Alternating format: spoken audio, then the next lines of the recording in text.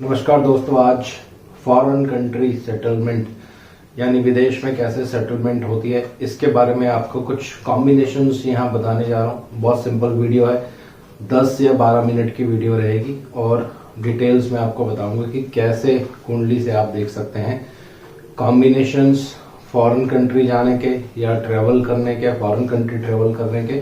तो बहुत सारे कॉम्बिनेशंस होते हैं, कोशिश करूंगा जितने मैक्सिमम आपको यहाँ पे बता सकूं।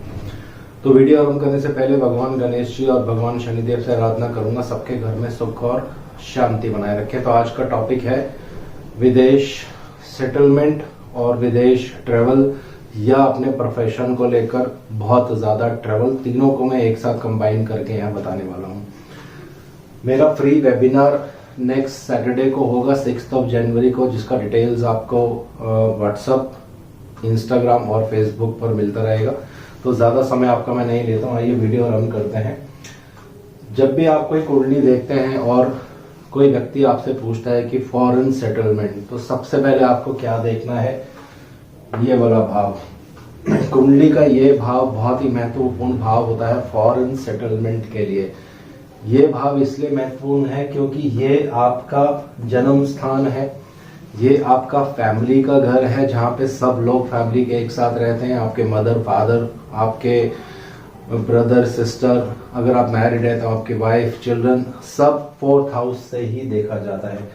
तो फॉरेन सेटलमेंट के लिए ये प्राइम हाउस है दोस्तों। इस 4th हाउस पर अगर पाप प्रभाव होगा, मैं 4th हाउस की बात कर रहा हूँ, लॉर्ड की बात नहीं कर रहा हूँ यहाँ, यानी इस भाव पर अगर पाप प्रभाव होगा, यहाँ पे शनिदेव बैठे हों, राहु देव बैठे हों या मंगल देव भी कभी कभी इस तरह का प्रभाव देते हैं, सूर्य देव भी यहाँ बैठे हों, केतु देव यहाँ बैठे हों, तो ऐसा व्यक्ति ज्यादातर फॉरेन कंट्री में जाके सेटल्ड हो जाता है। खासकर जब राहु देव 4थे घर में बैठी हों तो बहुत कंफर्म कॉम्बिनेशन होता है कि ऐसा व्यक्ति आने वाले समय में विदेश में जाके सेटल्ड हो जाता है। तो इसका कारण मैंने आपको बता दिया। दूसरा बहुत ही मुख्य भाव होता है, वो है 12वां भाव और लग्न भाव। इसको लग्न भाव कहते हैं।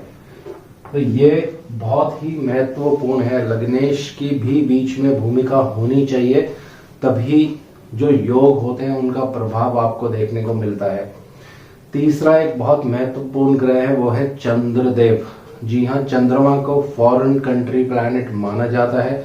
और राहु देव, जैसे मैंने आपको पहले ही बता दिया, राहु देव भी एक फॉरेनर प्लैनेट है, फॉरेन कंट्री को इंडिकेट करते हैं। अब कॉम्बिनेशंस कैसे कुंडली में बनेंगे, किस तरह से आपको देखना है, ये मैं आपको बताता हूँ। अगर 4थे घर के स्वामी, यहाँ पे कोई भी राशि हो सकती है, उसके कोई स्वामी कुंडली में बनेंगे। अगर 4थे घर के स्वामी 9वें भाव में जाके बैठ जाएं, जो लोग अभी नए जुड़ रहे हैं मेरे साथ, मैं आराम से दोबारा बता देता हूँ।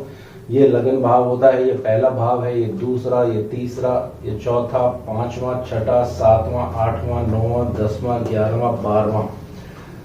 और किसी के 4थे घर के स्वामी, उदाहरण के लिए मान लेते हैं यहाँ पे 2 नंबर राशि है और कुंडली में शुक्र देव आपके यहाँ बैठ जाते हैं, तो मैंने सिंपल तरीके से उदाहरण भी यहाँ बता दिया है। तो ऐसा व्यक्ति विदेश जाके सेटल हो सकता है, लेकिन यहाँ पे कुछ और कॉम्बिनेशन साथ में होने चाहिए। 12th लॉर्ड भी यानी 12वें घर के स्वामी भी इनके साथ युति करके यहाँ बैठे, या लगन के स्वामी भी इनके साथ यहाँ पे युति करके बैठे। ये कॉम्बिनेशन होना बहुत जरूरी होता है। अकेला 4थे घर का स्वामी 9वें भाव में आएगा तो विदेश सेटलमेंट होना मुश्किल होता है। या तो लग्नेश साथ आके बैठे या 12th लॉर्ड साथ आके बैठे, ये पहला कॉम्बिनेशन है।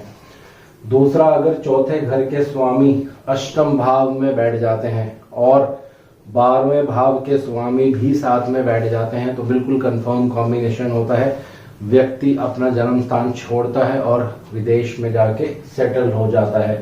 4थे घर के स्वामी 8म भाव में, साथ में 12वें घर के स्वामी बैठे हों, या लगन के स्वामी और 4थे घर के स्वामी दोनों मिलकर 8म भाव में आ जाए, तो व्यक्ति अपना देश छोड़ता है और विदेश जाके सेटल्ड हो जाता है।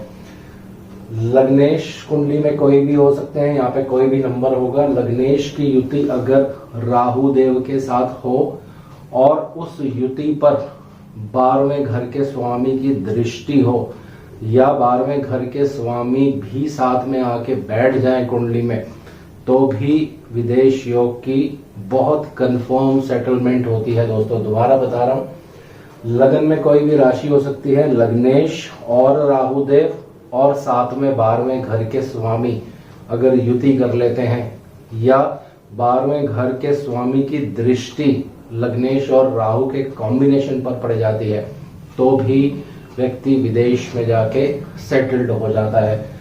लग्नेश स्वयं अगर 12वें घर में जाके बैठ जाए और साथ में चौथे घर के स्वामी या 9वें घर के स्वामी 12वें घर में बैठकर युति कर ले, तो भी विदेश सेटलमेंट बहुत आराम से हो जाती है। दोस्तों तो बहुत सारे कॉम्बिनेशंस होते हैं, सिर्फ एक कॉम्बिनेशन पर कभी भी जो है कुंडली काम नहीं करती है।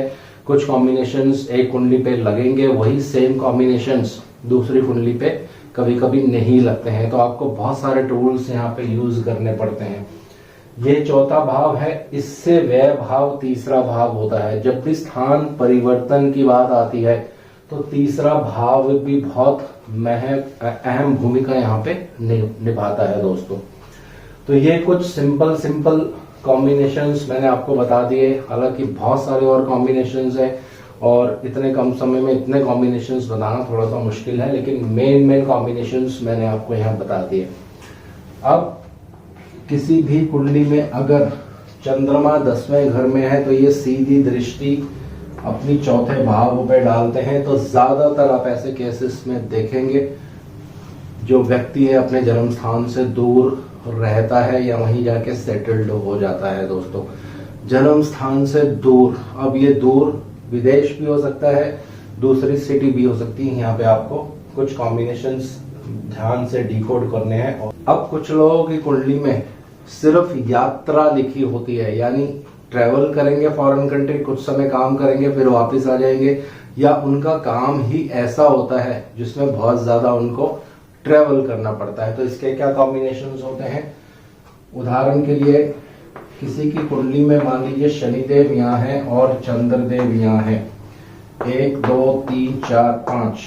अगर शनिदेव से 5वें में चंद्रमा बैठे हों तो ये कंफर्म कॉम्बिनेशन होता है। ऐसा व्यक्ति फॉरेन कंट्री जाके काम करता है या वहीं सेटल्ड हो जाता है, या उसका काम ही ऐसा होता है कि उसको बहुत ज्यादा ट्रेवल करना पड़ता है। दूसरा कॉम्बिनेशन है, अगर शनिदेव के बिल्कुल सामने कुंडली में चंद्रमा बैठे हों तो भी ऐसा व्यक्ति बहुत ज्यादा ट्रेवल करता है और इस तरह का कोई कार्य करता है जिसमें ट्रेवलिंग से रिलेटेड उसकी जॉब होती है। दोस्तों दूसरा, शनिदेव से तीसरे में अगर चंद्रमा बैठे हों, किसी भी कुंडली में आके कॉम्बिनेशन देख सकते हैं, तो भी ऐसा व्यक्ति बहुत ज्यादा ट्रेवल करता है, देश विदेश घूमता है और उसकी जॉब प्रोफाइल भी ऐसी ही होती है जहां पे उसको बहुत ट्रेवल करना पड़ता है। तो तीनों कॉम्बिनेशंस मैंने अलग अलग तरीके से बता दिए। शनि से 5वें में चंद्रमा, शनिदेव से 7वें में चंद्रमा और शनिदेव से तीसरे में चंद्रमा, ये व्यक्ति को भ्रमण करवाता है। उसकी नौकरी या उसका प्रोफेशन इसी तरह का होता है, उसको बहुत ज्यादा जीवन में भ्रमण करना पड़ता है। इसके और भी डिकोडिंग होती है। शनिदेव के सामने जब चंद्रमा रहता है तो और भी इसका कुछ कॉम्बिनेशन बनता है, क्योंकि वो आज इस टॉपिक से रिलेटेड नहीं है तो मैं यहाँ पे आपको नहीं बता रहा हूँ, सिर्फ ट्रेवल की बात कर रहे हैं यहाँ पे। इसी तरह से ऐसे व्यक्ति जिनके बृहस्पति से 12वें घर में अगर चंद्रमा हो तो भी ऐसे लोग बहुत ट्रेवल करते हैं या विदेश जाकर सेटल्ड हो जाते हैं। और जिस व्यक्ति के बृहस्पति से 7वें में या बृहस्पति से 5वें में भी चंद्रमा हो तो ऐसा व्यक्ति भी बहुत ट्रेवल करता है या फॉरेन कंट्री जाके सेटल्ड हो जाता है। तो बहुत सारे इसमें कॉम्बिनेशंस हैं, अलग अलग तरीके से कॉम्बिनेशंस जो है वो यूज किए जाते हैं। तो ये सिर्फ मैंने आपको कॉम्बिनेशंस बताए हैं, बहुत सिंपल तरीके से। कोशिश करूंगा अगली जो वीडियो बनाऊंगा उसमें एग्जाम्पल भी लेंगे, उदाहरण कुंडलियां लेंगे, कौन सा व्यक्ति क्या उसकी कुंडली में कॉम्बिनेशन था और वो फॉरेन कंट्री में जाके सेटल्ड हो गया। तो ऐसी 3 या 4 कुंडलियां आपके सामने मैं प्रस्तुत करूंगा अगली वीडियो में। आज इस वीडियो को यहीं विराम दे रहा हूँ। छोटी सी वीडियो है, बहुत सिंपल वीडियो है। और जो लोग मेरा वेबिनार अटेंड करना चाहते हैं, शनिवार को 6 जनवरी को 8 बजे वो स्टार्ट होगा।